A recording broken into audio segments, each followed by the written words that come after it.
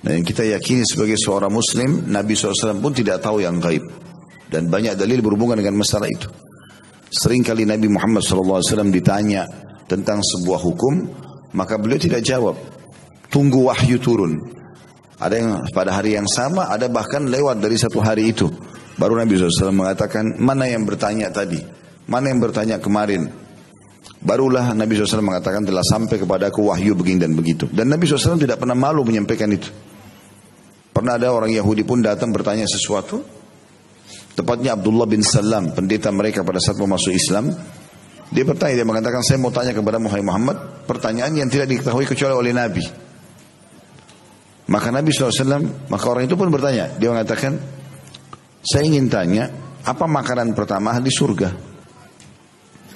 Kemudian, kapan laki-laki anak itu menyerupai ayahnya, kapan menyerupai ibunya? Kapan anak laki-laki, kapan anak perempuan?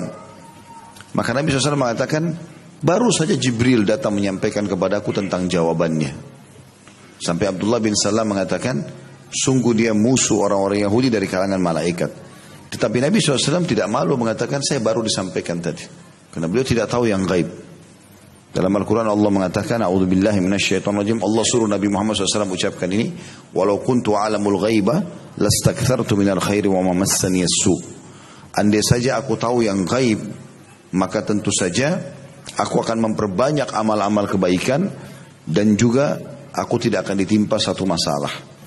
Jadi Nabi SAW pun tidak tahu. Dan Nabi kalau belum turun wahyu, beliau tidak tahu apa-apa. Kalau Nabi SAW saja tidak tahu yang gaib, apalagi manusia biasa kayak kita.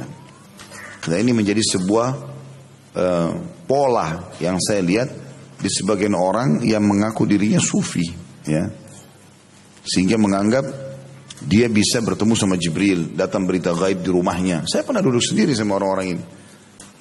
Di rumah saya itu sering datang berita gaib, Ustaz. Jadi saya sholat, nanti akhirnya saya dapat informasi ini dan itu. Ini tidak benar berita gaib. Dari mana berita gaib? Wahyu sudah terputus. Setelah meninggalnya Nabi SAW, Jibril tidak pernah turun lagi kepada siapapun. Ya. Dan Jibril diutus oleh Allah SWT hanya menemui para nabi-nabi ini untuk menyampaikan wahyu.